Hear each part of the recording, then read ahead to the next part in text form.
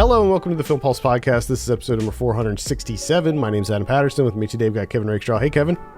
Hello. This week on the show, we'll be going over our top 10 movies of 2022, and as such, we're also joined once again by Ken Bakley. Hey, Ken. Hello. We almost didn't have a show this week because if you noticed, we were off a couple weeks there, and that's because I got COVID, and like 4 days later, Kevin got COVID. So that's why we've been away. And I was worried. I was worried that you weren't gonna rebound.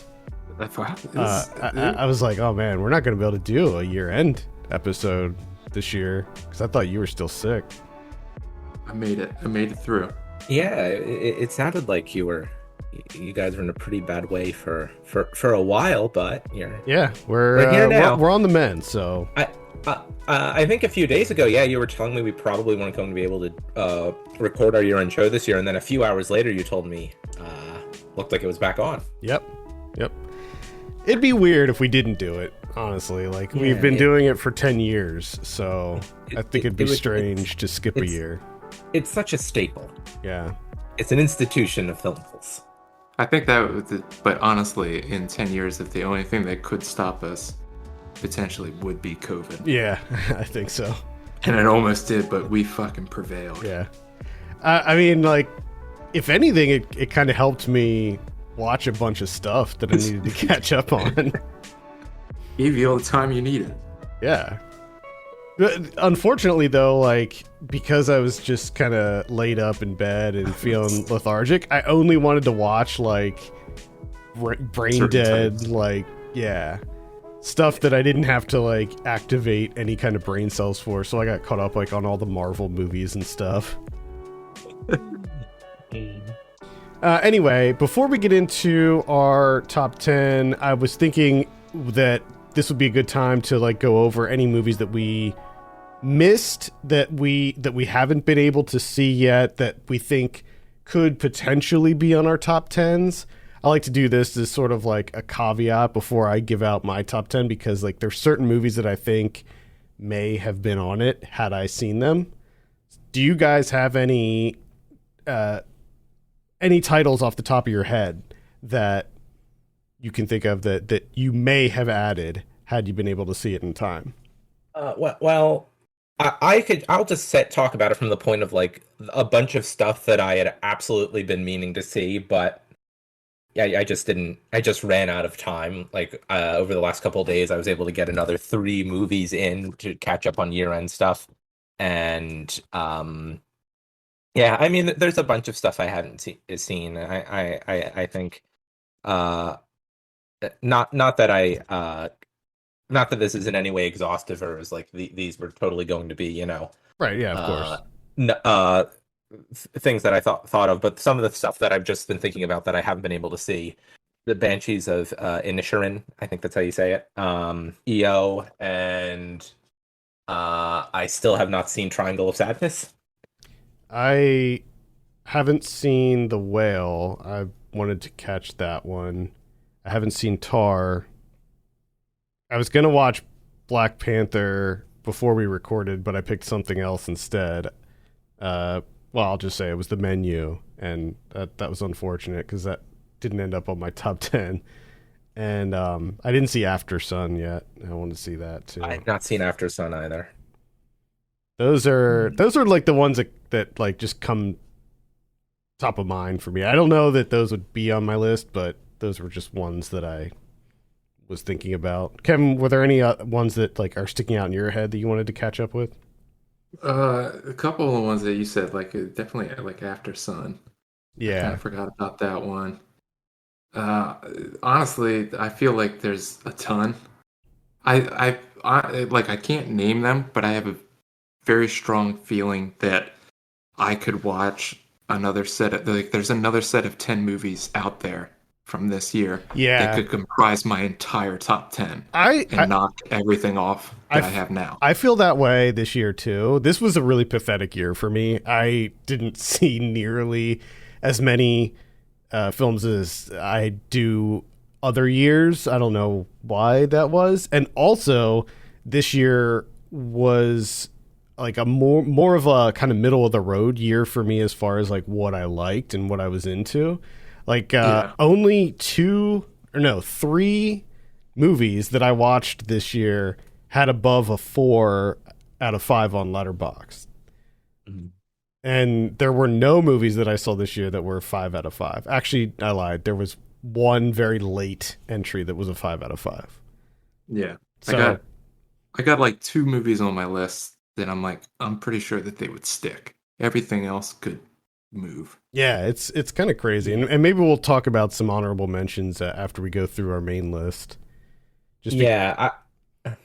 Just sorry. I just because I think that there were like a number of really solid titles, but nothing that was like mind blowing. So like, there's a lot of my stuff could shift around, basically.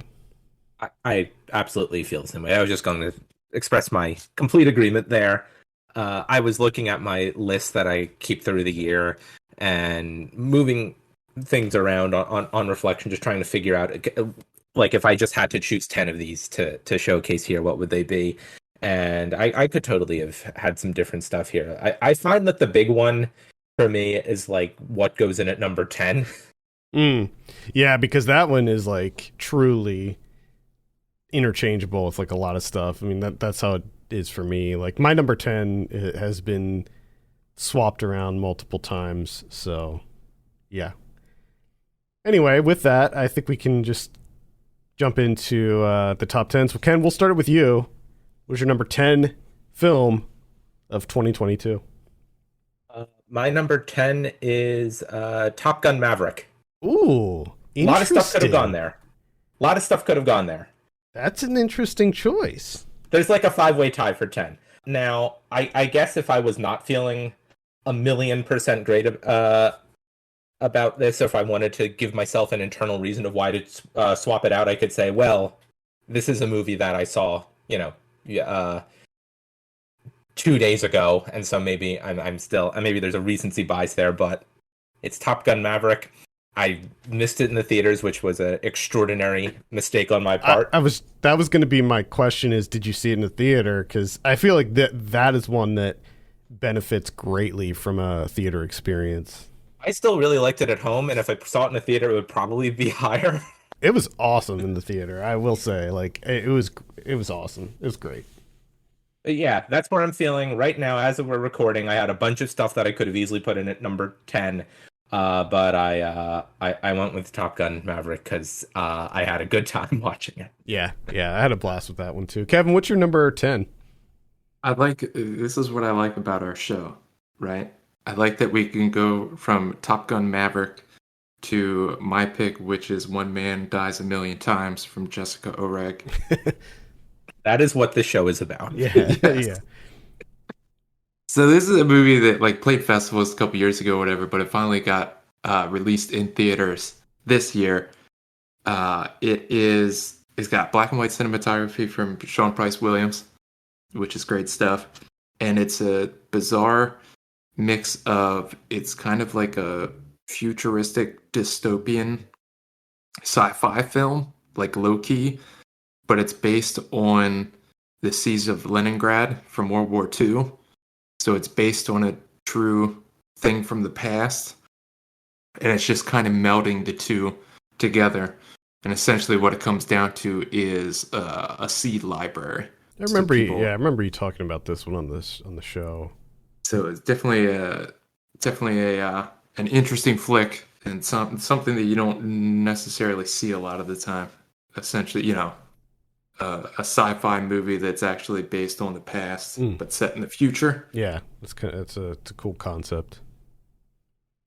All right, my number 10 is Catch the Fair One from Joseph Wlodka. This is it's a crime thriller about a boxer. She's a Native American boxer, and she is on the hunt for her younger sister who was seemingly abducted. So she enters the world of human trafficking. And this is a gritty, realistic, like just kind of one of these ultra realistic crime dramas, I would kind of compare it to something like a Jeremy Saulnier film. But you have Callie Reese in here as the lead, Kaylee, and she does such an incredible job in this that it ended up on my number 10. All right, Ken, what's your number 9?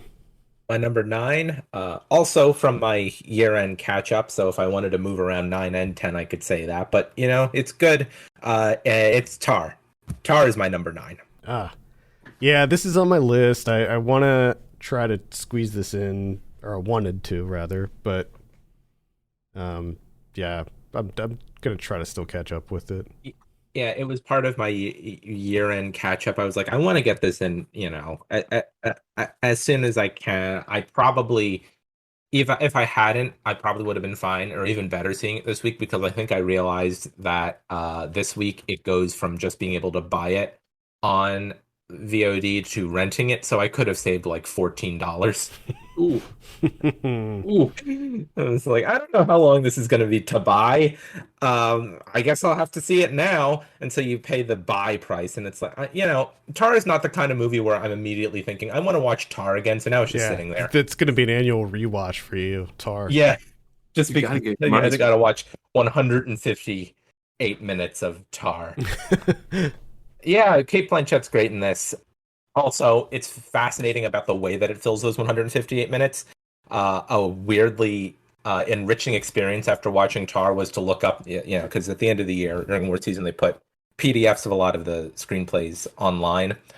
I believe the shooting script for Tar is 92 pages. Interesting. And it's 157 minutes long. Cool. Kevin, what's your number 9? I went with the... This was a catch-up as well. I didn't even know this came out this year, actually. And one of those, much like your 10, very realistic crime drama. This is The Stranger. You can watch this on Netflix from Thomas M. Wright. I was quite surprised by this. I didn't know anything about this movie. It was on my wife's watch list. I saw that it was 2022. I said, all right, I haven't seen Joel Edgerton in something, seems like, for ages. Remember when Joel Edgerton was in everything? Yeah, it was interesting. I watched this too on your recommendation, and when that blue tongue logo came up, I was like, oh yeah, I guess they're still around. Yeah, Blue Tongue, I can't pinpoint the actual year, but there was a year or two where Blue Tongue was every fucking movie, and Joel Edgerton was in every fucking movie. So it's kind of nostalgic in a way. It's kind of, went back to almost that time. Throwback. It's the throwback now, because it really felt like a Blue Tongue movie.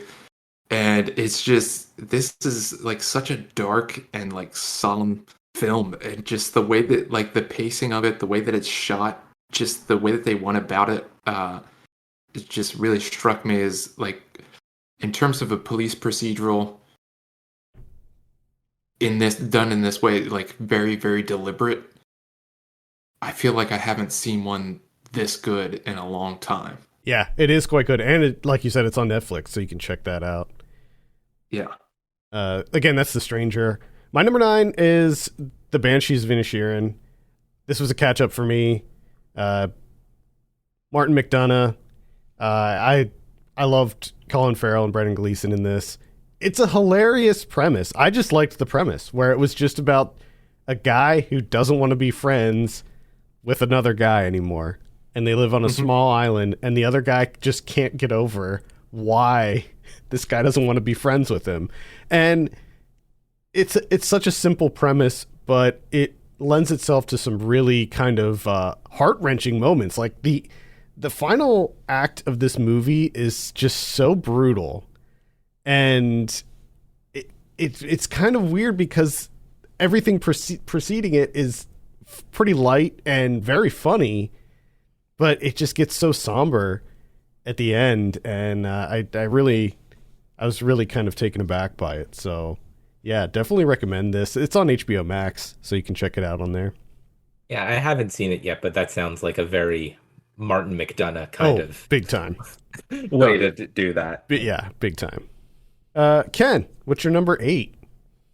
My number 8 is We're All Going to the World's Fair. Oh, that's an interesting pick too. Huh.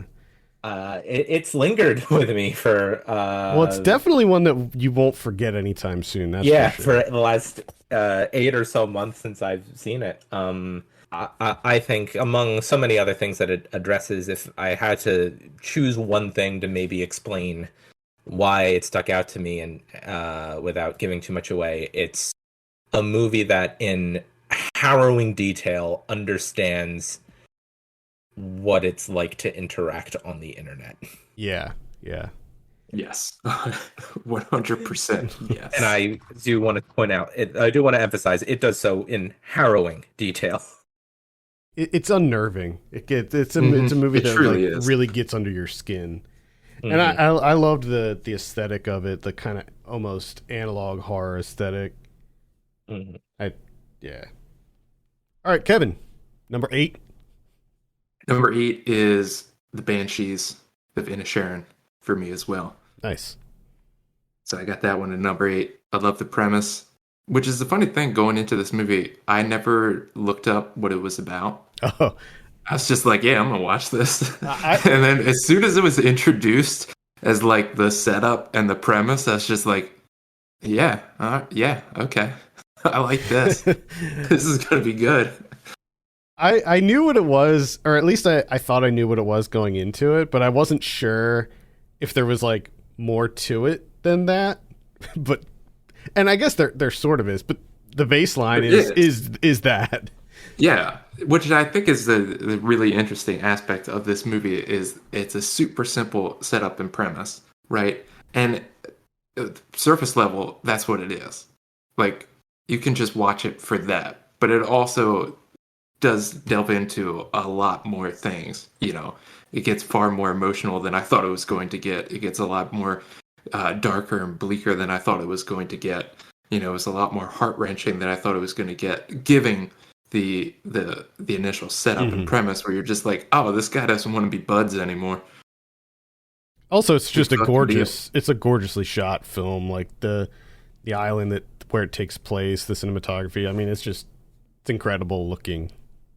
Yeah, and there's a part of me because at first I was like, oh man, this is kind of shitty. Could you being on that island back in the olden days like that, and your one buddy doesn't want to be your buddy anymore? Yeah. That's like fucking devastating. Yeah. That would just ruin everything. But there was a part of me that was like, man, it would be kind of cool to be like the main thing that you do is tend to the animals and then hit up the pub for the rest of the day. Yeah. Your day's like 2 different things, and that's it. That sounds kind of A nice. simple life. Yeah. And their lives seemed simple and relaxing too. Like everything about this movie feels cozy to me. Yes. Anyway, my number 8 is Saloom. We reviewed this on the show a while back. It's a sort of an African Western. And Sounds about right. yeah, and it's awesome. I didn't know what to expect going into this one. I love the style. I love the aesthetic. The main characters, the gang, are awesome. It has this kind of almost like a crime thriller vibe at the beginning, but then it kind of morphs into a light horror movie because there's like a supernatural element to it. And yeah, it's cool as shit. So definitely recommend Saloom. That's on Shudder, I think. All right, number 7. Ken, what do you got? My number 7. Now, I admit that I'm not I'm not fully up to date on all episodes of the Film Pulse Weekly podcast, but when I did see this next movie, I did think I saw both of your scores on Letterboxd and saw they were not that high. So I have not listened to the episode where you've discussed this, but so I'm going to just say now and provide a brief explanation of my next best movie of the year, which is Steven Spielberg's The Fabelmans. Oh, well, we didn't have anything against it. So I kind of did. I didn't have anything against It it. was all right. Okay. I didn't think you did, but I just thought it was interesting. just a bit of a. I went into this podcast knowing that I'm going to be the only one here who has the Fablemans on his top 10 list. I mean, I imagine that there's going to be plenty of other top 10 lists that have Yeah, the no, Fablemans it's not on like it. I have to. It's not like I feel like I'm the one person that has to You have to defend the sing Spielberg the praises of film. Steven Spielberg, but Now, if it was like Warhorse or something, we might have to have a deeper discussion. But yeah. Well, my takeaway from it, my defense is a just bizarre word, but my takeaway from it was that I think it's best when it's not about or explicitly about making movies or about becoming a filmmaker. I think it's a really good movie about one of the things that I think film is uniquely well suited to examining, which is the process of memory, the process of remembering, the active journey of looking at your memories and kind of realizing over time the impact of individual moments and how your understanding of them has changed over time. And I think Spielberg is in excellent conversation with not only the audience but himself in making this generally autobiographical story. And I was really I really responded to it. So yeah, that's the Fablemans. all right, Kevin, what's your number 7? My number 7 is Decision to Leave. Park Chan-wook. This, I will say, this did not make it on my list, but it was like really close. It was really I am close. surprised. Yeah. Wow. Yeah. It's a great movie, but I don't know, man. Like, Unbelievable. Unbelievable. I am shocked. Kevin is shook. I don't even know. Park Chan-wook's not on my list. You kidding me? How do you not have Park Chan? Do I even know you anymore? I'll tell you, the problem was the lasting power of the movie. Like, it just didn't. It really just didn't stick with me as much as I initially thought it would. Gotcha. It's kind of it's like fading from my memory already. Gotcha. Well, it stuck with me. I thoroughly enjoyed it. I was kind of surprised because Park Chan-wook has not really been on my list of directors that I'm really seeking out anymore. He kind of dropped off there for a little bit. And Decision to Leave was one of those instances where it's like, yeah, I guess I'll give this guy a shot. I'm glad I did because it felt like he really came back. Mm-hmm. Just chock full of style. This one. Yeah, it's a great movie. My number 7 is Prey. This was kind of a controversial one for me to add. I normally don't add like the big kind of action blockbuster type movies on my list. But this one I thought was worthy because I'm a huge fan of the Predator franchise, and I have been kind of yearning for a really solid Predator movie for a long time, and I feel like Dan Trachtenberg kind of knocked it out of the park with this one, and it's definitely one that I've been eager to rewatch. I haven't rewatched it yet, but I'm really excited to rewatch it. And there's not too many movies that I see in a given year where, like, after I watch it, I'm like, oh yeah, no, I want to rewatch that right now. And Prey is definitely that. All right, number 6, Ken, what do you got? At my number 6, I have Ricky DeAmbrose's new film, The Cathedral. Oh, okay. Oh, hey, Rick DeAmbrose making a list that's not on mine. Incredible. I was gonna say, whoa. Incredible. This is like the Park Chan-wook situation, isn't it? It kind of is, honestly. That if you could find, yeah, that is analogous, I guess. Yeah. It's I suppose you could think of this paired with The Fablemans together on my list as two very different examinations of family from an autobiographical standpoint and through a way that seems like a director in active conversation with himself in ways that make it feel like something more than just someone telling stories about their lives, and in a way that makes it seem much richer and much more involving and immediate. So I believe it's on Mubi, The Cathedral. Cool. Yeah, check it out on Mubi. Yeah. Kevin, what's your number 6? First off, I just want to say that when Ken Mhm. stated the cathedral, immediately the thought went off in my head is, oh yeah, I forgot to finish that. Yeah. Because I did watch like 40 minutes of it, Well, and I forgot to go back to it. I don't think it would have made it on my list because, as you can tell, I forgot to finish it, so I wasn't that enthralled with it.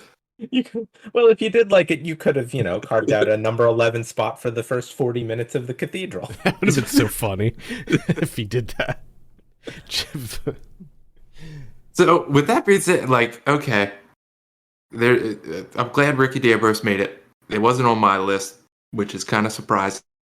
But if Ricky D'Ambrose doesn't make it on my list, you can pretty much lock it in that if Albert Burney made a movie, it's going to make it on my list. And Strawberry Mansion, which is also a movie, is my pick here with co-directed with Kentucky Audley. You know, just these are so up my alley in terms of Just the level- creativity wise. Yeah, I was just, gonna say. just film. You know, the filmmaking. This is the type of filmmaking that I love, where it is so DIY and just the small budget and what you're able to turn that into. I have so much fun watching these types of things. Yeah, this Strawberry Mansion is great. Honestly, I kind of forgot that it came out this year. I thought that was last year, but And it might have been. I don't know. no, I think it It's was been a year. I think it was this. It's been quite a year. Yeah, I think it was technically 2022, but I think that we saw it before that. But Yeah. At any we saw it rate- way before. yeah, it's great. It's definitely worth checking out. My number 6 is Athena.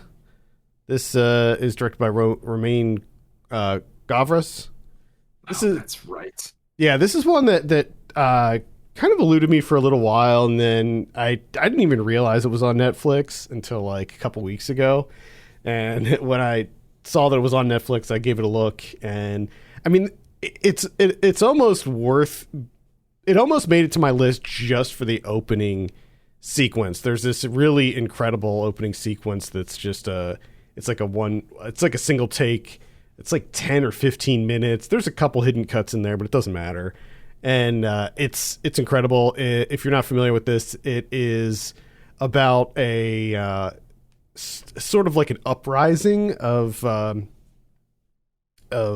people in this like small like city area where basically police have allegedly killed this young man, and the people are kind of rising up and just taking over. And so the whole movie is essentially a battle between the youth and these police, and it is just it's nonstop. I mean, the whole movie is just nothing but like craziness and energy, and I love really complex movies like this that are like, as far as like the shots go, and it's a decent story as well. So Athena, check it out on Netflix. All right, we're at number 5. Ken, what do you got? My number 5 is, in fact, Strawberry Mansion. Ah, What? Yeah. D'Ambrose, Birdie, Audley, back to back. oh my Watch god! out. Holy Yeah, shit. I mean, I don't have much else to add. It's a really great movie. I do want to add, on a side note, taking a quick look at the podcast feed, I was concerned that perhaps I had fallen behind by a lot on this fine program on which I'm currently appearing, because I had not listened to the Fablemans episode, but the Fablemans episode was the most recent one. So. Yeah, that was we were off the last 2 weeks, I think. Yes, but yeah. Yep. All right, Kevin, what's your number 5? My number 5 has already been mentioned, and that's We're All Going to the World's Fair.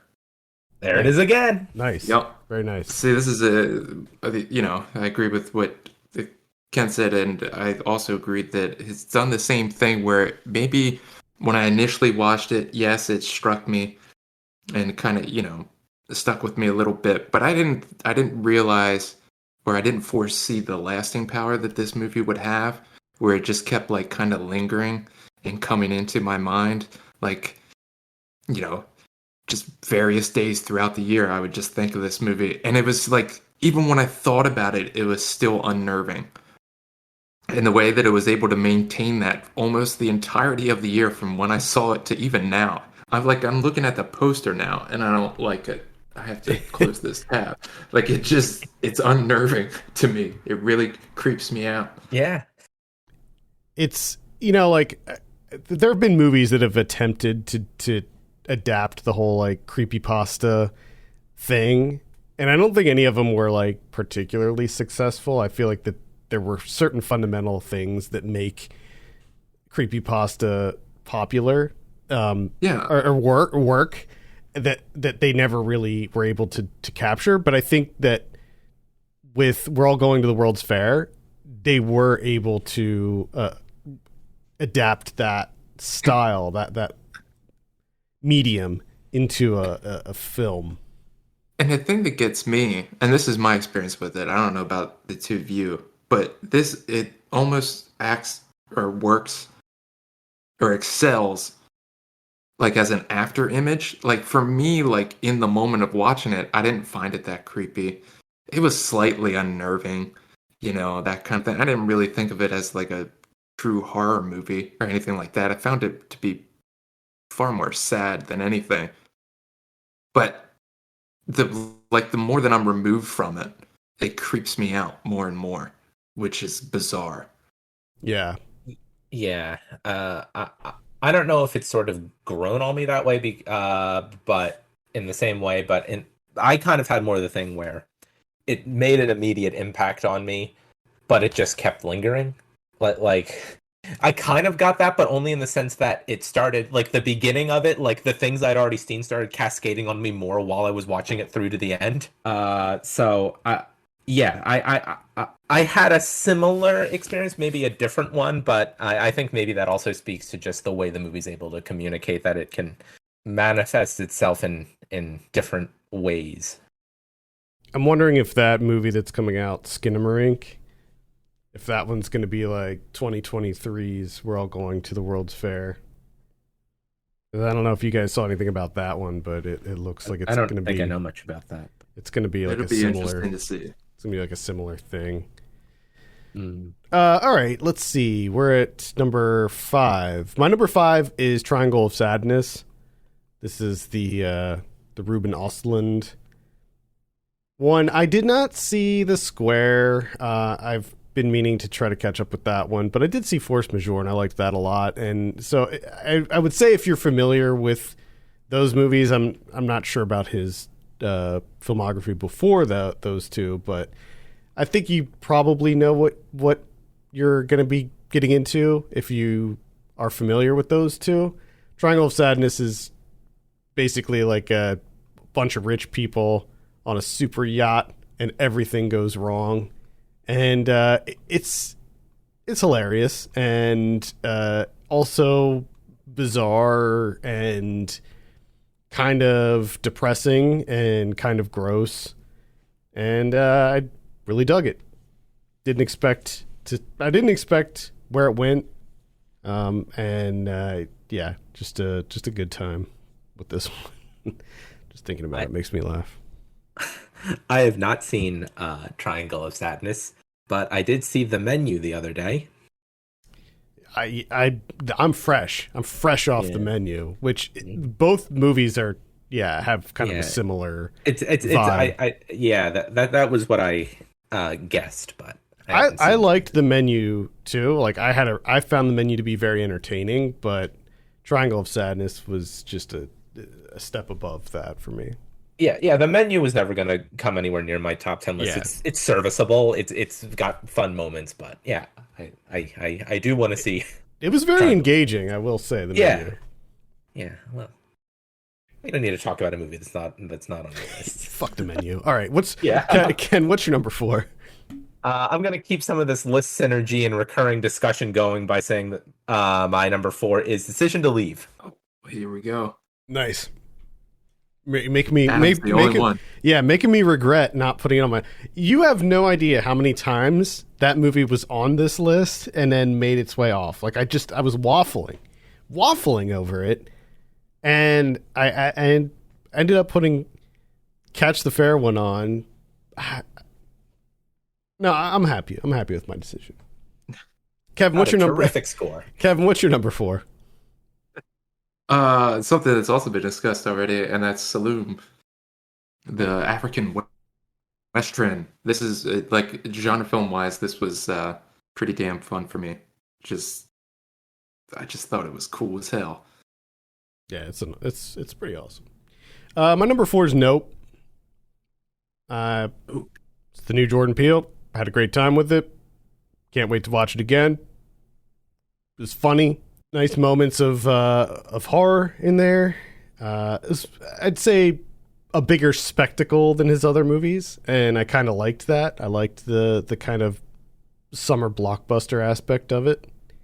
And yeah, it was great. If you haven't seen Nope yet, not much more to say. Ken, number 3. Here we go. Top 3. My number 3 is Max Walker Silverman's A Love Song. Oh, okay. All right. Just a terrific, moving, confident movie that does not need a lot of time or does not perfectly resist the urge to fill in details that do not need to be directly filled in. It's about connections and people, and it's wonderfully performed in the lead roles by Dale Dickey and Wes Studi. Cool. Kevin, what's your number 3? My number 3 is Superior from Erin Vasilopoulos. This is her feature debut, essentially expounding on her short film Superior from like 2015.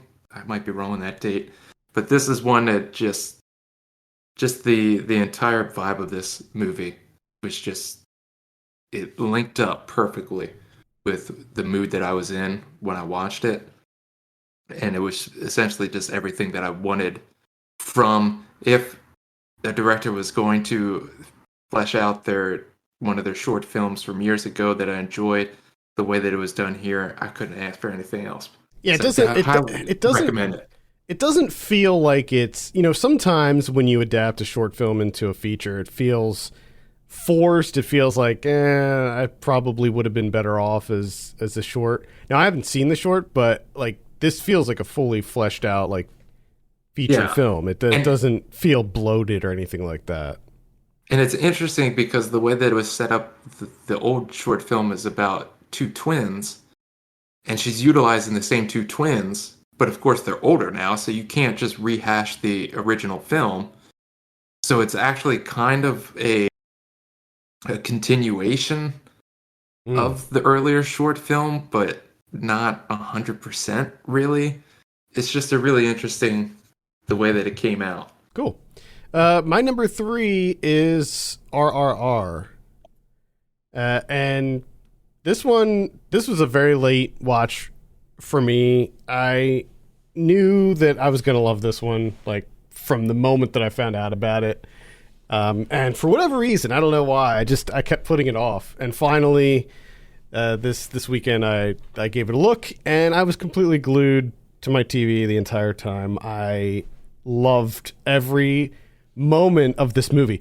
This is a movie where if you're looking for something that's like over the top, like if you're like, man, I just really want to see some crazy over the top action, like this is the one. This is what you need to see, because it honestly puts all like American blockbusters to shame. Like this movie is a movie. This is a movie.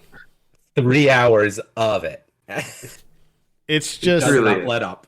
It's just so incredible. The dance battle, the scene with the animals where they basically use a whole jungle, a whole zoo as a weapon. It's so awesome. And there were a lot of elements of this that I genuinely thought were fantastic too. Like all the music was so good. Mm-hmm. The aside from the effects work, which by the way, the effects work is quite good in this. There's a lot of CG at use, but it's done quite well. Just the production design, the sets in this, like some of the set pieces in this are so huge that it just looks like it was such a giant undertaking to produce this movie. I mean, this is an epic movie. So yeah, I loved it. I thought it was easily one of the best experiences I've had with movies this year. All right, Ken, what's your number 2? It's exactly the same. It's RRR. There we go. We're finding some interesting patterns in our list. Sure. Yeah. Yeah. What else can I say? It's immaculate.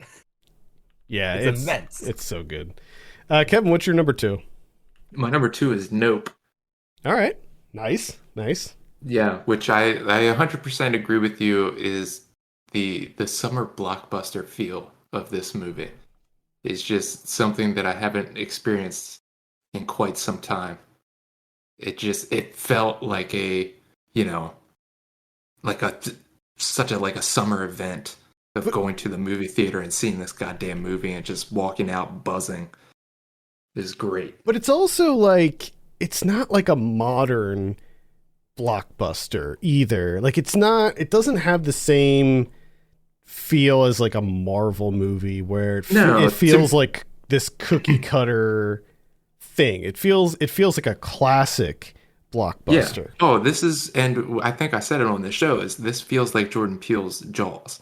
Like it even kind of follows some of the beats that Jaws follows, and it's that classic, like, well-made film where there's technical prowess on display, there's wonderful pacing, but at the same time, on surface level, it is hugely entertaining. Yeah, definitely.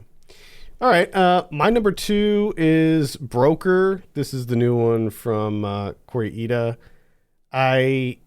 There's something about his movies that just always tug at the right emotional chords with me. I felt the same way about Shoplifters. I think Shoplifters is like my number 1 movie the year that came out, like in 2018 or 16 or whenever that came out. And this one is very much the same. It is it's tender, it's tragic in a lot of ways. It's incredibly sad, but like kind of joyous at the same time. I think that he does such a good job of like presenting complex characters and then making them extremely relatable. And I always feel like I always love like the look of his movies. He always has this kind of like dreary, somber, yet altogether beautiful, like cityscapes and stuff. And I just feel like this was more of that. So yeah, I love Broker. And by the way, I mean, if you're not familiar, it's about human traffickers. So it says something when you can make a movie where the leads are human traffickers and yet they're really sympathetic, likable characters. So yeah, that's Broker. Check that out. I'm learning so much about this movie the last 2 days. Yeah, I still haven't seen it.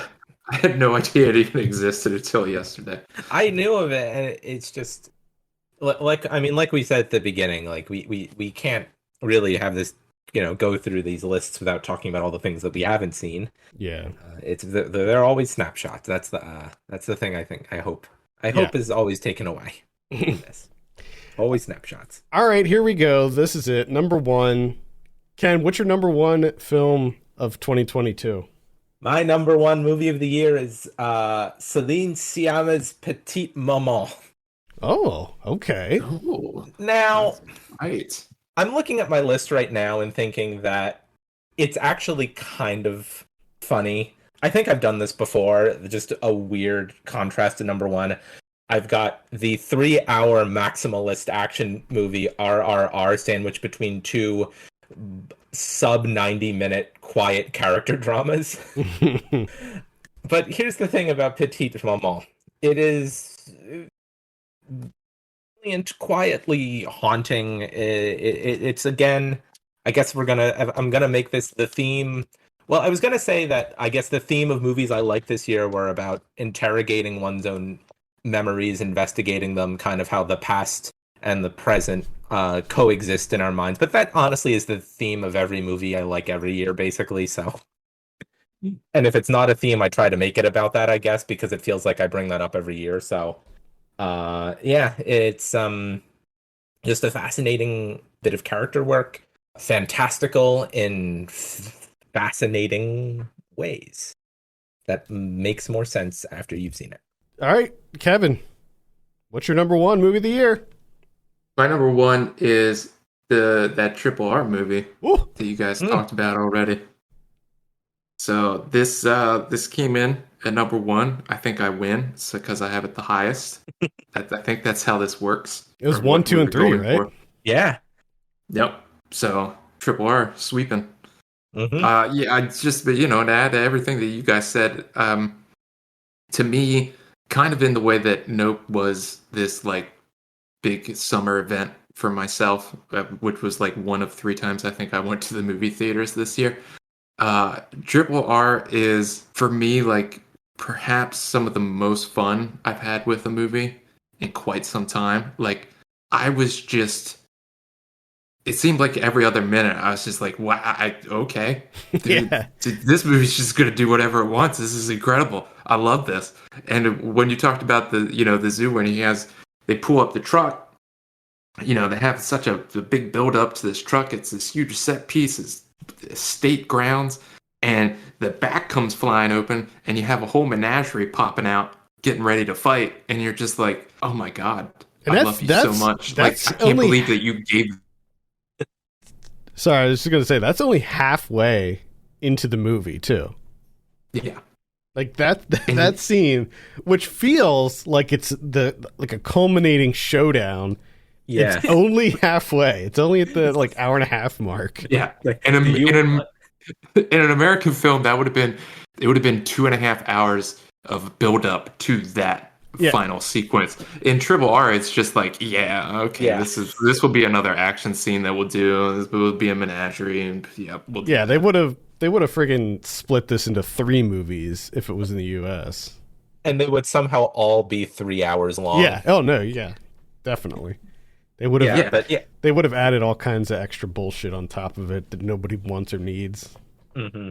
But yeah, that just happens, and then it's like, you want another 90 minutes of this, and obviously, if you're watching it, you're going to say nothing except absolutely. Yes, please. It truly felt like a gift. Like it was like, I can't believe you did this for me. Thank you. Yeah.